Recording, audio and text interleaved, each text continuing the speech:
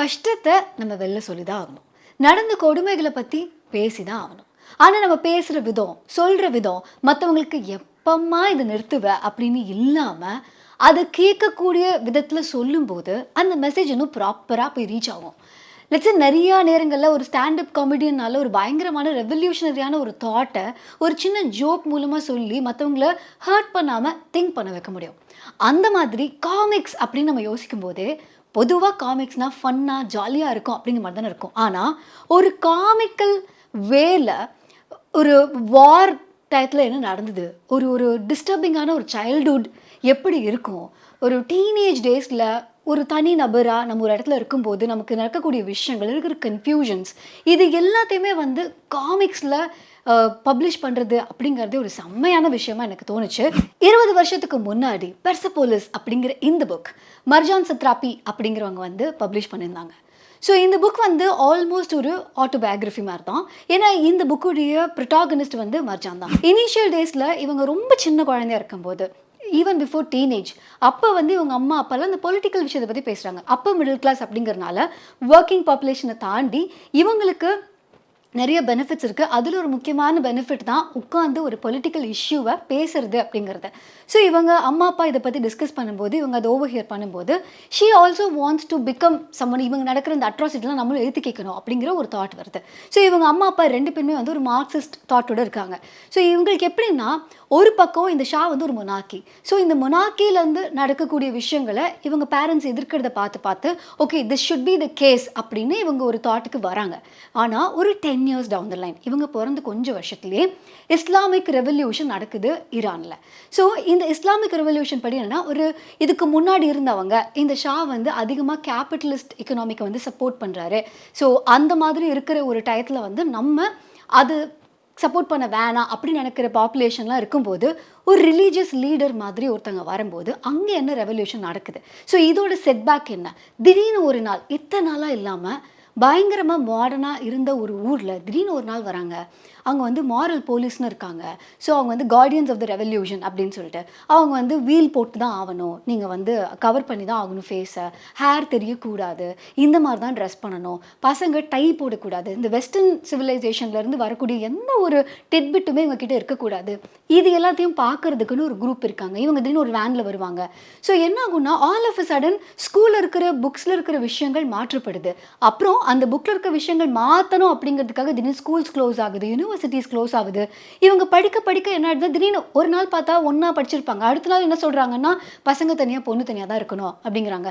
பசங்களுக்கு தனி படிக்கட்டு, பொண்ணுங்களுக்கு தனி படிக்கட்டு. அது ஏன்? ஏன்னா அது ஏறும்போது பசங்க வந்து பொண்ணோட என்ன பொம்மை பார்ப்பாங்க, அது வந்து ரொம்ப அவங்களுக்கு வந்து டெம்ட் ஆகிடும். ஸோ அதனால இப்படி வந்து மாற்றி வைக்கிறோம். இந்த மாதிரி ஒரு புது புது ரூல்ஸ் எல்லாம் கொண்டு வரும்போது இவங்களுக்கு வந்து ஒரு ஒரு குழந்தையாக பார்க்கும்போது ஒரு கொஷின் வரும்ல, இப்படி முதல்ல இல்லை, இப்போ ஏன் இப்படி இருக்குது? ப்ளஸ் வீட்டில் வேற அம்மா அப்பா எல்லாருமே ஒரு பயங்கரமான ஸ்ட்ராங்கான ஒரு பொலிட்டிக்கல் ஸ்டாண்ட் இருக்குது அவங்களுக்கு. ஸோ அது வழியாக வர ஒரு குழந்தை, அதை பார்த்து வளர ஒரு குழந்தைக்கு அவங்க சொல்லியிருப்பாங்க எங்கள் வீட்டில் வந்து அவ்வளோ புக்ஸ் இருக்கும். ஸோ அவங்க பாட்டியுமே சொல்லிட்டே இருப்பாங்க இந்த புக்ஸ் எல்லாம் படி, you will know why people are revolting against each other, எதுக்காக ரிபல் பண்ணுறாங்க, வை இஸ் திஸ் இம்பார்ட்டன்ட், இந்த மாதிரியான விஷயங்களை வந்து அவங்க வீட்டிலே சொல்லி சொல்லி தான் வளர்க்குறாங்க. பட் ஒரு பாயிண்டில் இந்த த்ரெட்ஸ் எல்லாம் வந்து பயங்கர ஸ்ட்ராங் ஆகுது. ஏன்னா இவங்களுக்கு நல்லா தெரியுது ஈரானுடைய தற்போதைய நிலைமை ரொம்ப பேடாக இருக்குன்னு. ஸோ ஒரு பாயிண்டில் பார்த்தா பேரண்டிங்கான ஒரு முக்கியமான விஷயம்லாம் இந்த புக்கில் வரும். ஏன்னா வார் நடக்குது, இவங்களுக்கு தெரிஞ்ச இவங்க வீட்டுக்கு வந்துட்டு போன இந்த குழந்தையோட விளையாடினவங்க இவங்கெல்லாம் ஐதர் இந்த நாட்டை விட்டே ஓடுறாங்க. பிகாஸ் வந்து இந்த இடத்துல இந்த இஸ்லாமிக் ரெவல்யூஷன் வந்ததுக்கப்புறம் இந்த நியூ ரெஜீம் வந்து ஃப்ரெண்ட்லியாக இல்லை அப்படின்னு சொல்லிட்டு அங்கே எஸ்கேப் ஆகுறாங்க ஒரு சில பேர். எஸ்கேப் ஆக முடியாமல், ஏன்னா யூஎஸ் எம்பசி தாக்கப்படுது. ஸோ ஒரு பாயிண்டில் யாரும் தப்பிக்க முடியாதுங்கிற ஒரு நிலைமை ஏற்படுது. இதுக்கு முன்னாடி இந்த நாட்டில் வந்து இவங்க இந்த மாதிரிலாம் எழுத்து பேசினாங்க, அந்த மாதிரிலாம் சொல்லி ப்ரிசனில் போடப்பட்ட ஆட்கள் எஸ்பெஷலி கம்யூனிஸ்ட் இவங்களெல்லாம் வந்து வெளில கொண்டு வராங்க. எதுக்குன்னா பார்டர்ஸில் பிளேஸ் பண்ணி ஈராக்கை நம்ம வந்து இப்போது ஈராக்கோட நம்ம போரில் இருக்கோம், அதுக்கு நம்ம போருக்கு போகணும், இந்த மாதிரி ஒரு சுச்சுவேஷன் ஏற்படுது. ஸோ இப்படி பொலிட்டிக்கலி நிறைய விஷயங்கள் சுற்றி நடக்குது. இவங்களுக்கு தெரிஞ்சவங்கெல்லாம் எய்தர் தேர் எக்ஸிக்யூட்டட், இல்லைனா வந்து பாம் பண்ணி அந்த என்டையர் ரீஜனே வந்து ஈராக் இங்கே பாம் போடுறாங்க. ஸோ வந்து என்டையர் ரீஜனே காணாமல் போயிடுது. ஒரு நாள் அப்பாவும் பொண்ணும் வந்து வெளியில் ஷாப்பிங் போயிட்டு ரிட்டர்ன் வருவாங்க, இவங்க தெரு வந்து பாம் ஆயிருக்கும். ஸோ இவங்க இந்த ரேடியோவில் கேட்டிருப்பாங்க அந்த ஷாப்பில் என்னது இந்த தெருவு அப்படின்னு சொல்லிட்டு இவங்களுக்கு வந்து அப்படி திக்கு திக்குன்னு இருக்கும். ஏன்னா வீட்டில் அம்மா இருக்காங்க. ஓடி வந்து பார்க்கும்போது இவங்க வீட்டுக்கு பக்கத்து வீடு இடிஞ்சிருக்கும். ஸோ அந்த வீட்டில் வந்து யாரும் இல்லை, ஏன்னா இவங்க வீட்டில் சொல்லியிருப்பாங்க அவங்கெல்லாம் வந்து கிளம்பி போயிட்டாங்க அப்படின்னு. பட் அன்ஃபார்ச்சுனேட்லி அந்த வீட்டில் அவங்க இருந்திருப்பாங்க. இந்த பொண்ணு என்ன சொல்வா, அம்மா இருக்காங்கங்கிற ஒரு சந்தோஷம் இருக்கும் மர்ஜானுக்கு. பட் அந்த பக்கத்தில் இந்த ரபிள் இருக்குல்ல, கொஞ்சம் மிஸ் ஆயிருந்தா நம்ம அம்மா தான் அங்கே இறந்துருப்பாங்க, நம்ம வீடு போயிருந்துருக்கோம். இந்த பக்கத்து ரபிளில் அவள் வந்து சொல்வா, எனக்கு அந்த பிரேஸ்லெட் தெரியும், bracelet was attached to something which means the கிட்டோட ஹேண்ட். ஸோ இப்போ விளையாண்ட ஒரு குழந்தையோட கை அந்த ரபிளுக்கு நடுவில் இருக்கும், which means that person is dead.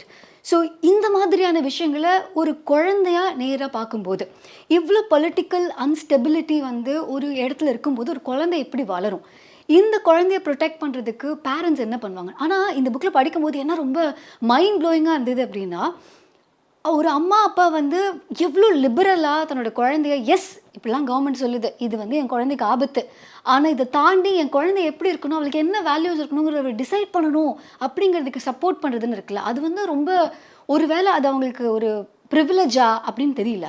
ஏன்னா அந்த நேரத்தில் நிறைய பேருக்கு வந்து ஃபுட்டு இதுவே இருந்திருக்காது. ஸோ அந்த டயத்தில் இவங்களுக்கு இதெல்லாம் இருந்ததுனால ப்ராப்ளி இது சார்ட்டடாக இருந்ததுனால இவங்களுக்கு வேல்யூஸ்க்கெல்லாம் இம்பார்ட்டன்ஸ் கொடுக்கறதுக்கான ஸ்பேஸ் இருந்ததா, இதெல்லாம் நம்ம வந்து கான்டெம்ப்ளேட் தான் பண்ண முடியும்.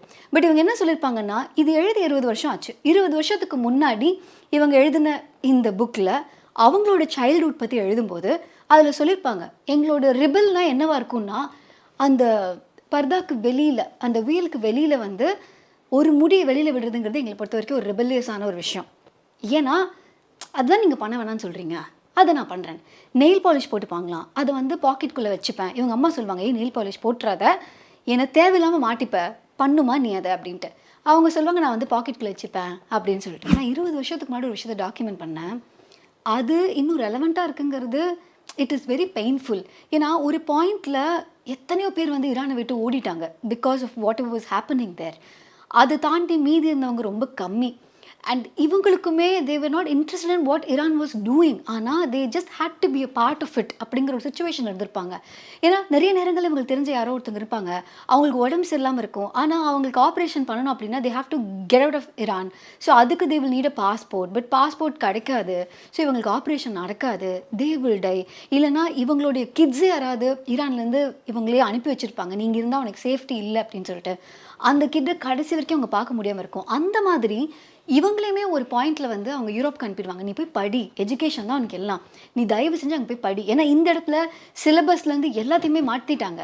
இப்போ இதில் வந்து ஏன் வேல் போடுறது ரொம்ப நல்லது, இல்லை ஒரு பெயிண்டிங் இருக்குது, ஒரு ட்ராயிங் இருக்குன்னா அதில் வந்து இதெல்லாம் அசிங்கமாக இருக்குன்னு கவர் பண்ணுறது, இந்த மாதிரி ஆர்ட்லேருந்து எல்லா இடத்துலையுமே இந்த பாலிசிங் அப்படிங்கிறது ஒன்று வந்துருச்சு.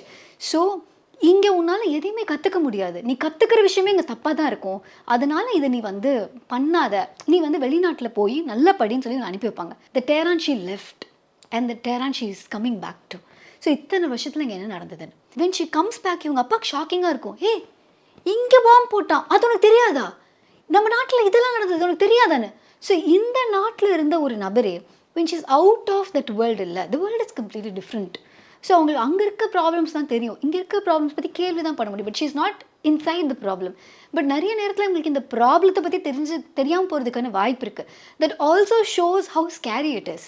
பிகாஸ் ஒரு country is going through something, அங்கே ஒரு வார் நடக்குது, இங்கே இவ்வளோ டேமேஜ் நடக்குது, thousands of lives are being lost. ஆனால் அது வெளியில் நியூஸாக வர்றதே ரொம்ப கம்மி, இல்லை அது நியூஸாக கூட வரல அப்படிங்கிறது எகெயின் அது வந்து ஒரு டார்க்கான ஒரு விஷயத்தையும் காமிக்குது இல்லை. So what a country is capable of doing, how can the cut communications, இது எல்லாமும் வந்து இந்த புக்கில் வந்து அவங்க எழுதியிருப்பாங்க. ஸோ எனக்கு என்னென்னா ஒரு காமிக்காக சொல்லணும் அப்படின்னு சொல்லிட்டு என்டையர் புக்கில் when you read it you will not feel as if you are reading something that heavy. அந்த ஒரு ஃபீலே இருக்காது.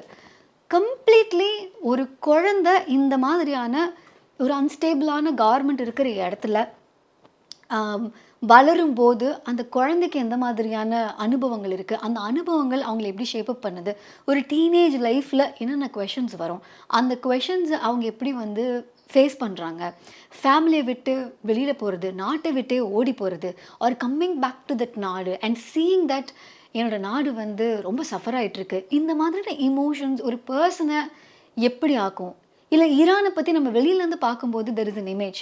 பட் ஒரு வார் நடந்துட்டு இருக்க இடத்துல அங்கே இருக்கிற மக்களுக்கு அந்த வாரை பற்றி இருக்கிற பெர்ஸ்பெக்டிவ் என்னவா இருக்குது. இந்த மாதிரி நிறைய விஷயங்களை ஒரே புக்கில் வந்து she's lived its her life.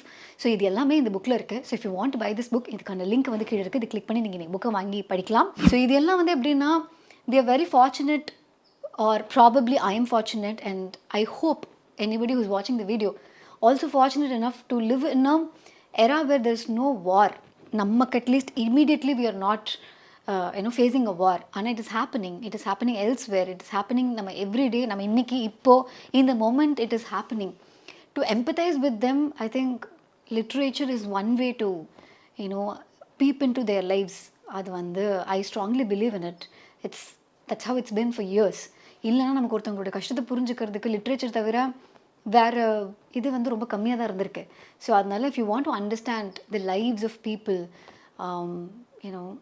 Disturb by war or destroyed by war, நீங்கள் வந்து இந்த புக்கு வாங்கி படிக்கலாம். அண்ட் இந்த வீடியோ உங்களுக்கு பிடிச்சிருந்ததுன்னா லைக் பண்ணுங்கள். இதே மாதிரி ஏதாவது புக் இருக்குது, or if you read this book please comment பண்ணுங்கள். அண்ட் இந்த புக்கு வேறு யாருக்கா ஷேர் பண்ணோன்னா ஷேர் பண்ணுங்கள்.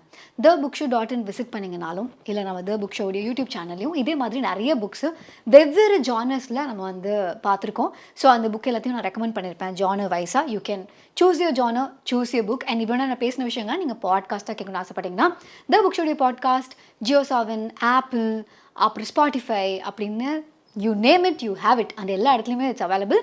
ஸோ அதுக்கான லிங்க்ஸும் கீழே இருக்குது. ஓகே, பாய்.